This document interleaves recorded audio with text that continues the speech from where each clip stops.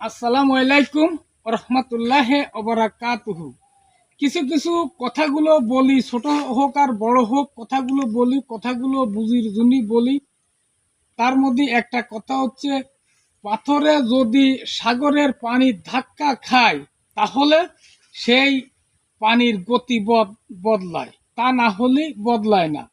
তেমনি যদি কেউ আঘাত, কষ্ট, বেদনা না পায়, তার জীবন কলাম ফেরার কোনো লক্ষণ হয় না। তাই বলি, যদি কেউ আঘাত কষ্ট পায় তাহলে কলাম সেই ব্যক্তি কলাম সাগরের পানির মতন গতিপথ বদলানো যায় এবং বদলায়। তা প্রত্যেকে বলি, যদি কেউ আঘাত পান কষ্ট পাবেন না, কিন্তু ওই জিনিসটা মনে করবেন, মনে রাখবেন, সাগরের পানি যদি পাথরের সাথে ধাক্কা খায় তাহলে তার গতিপথ বদলায়।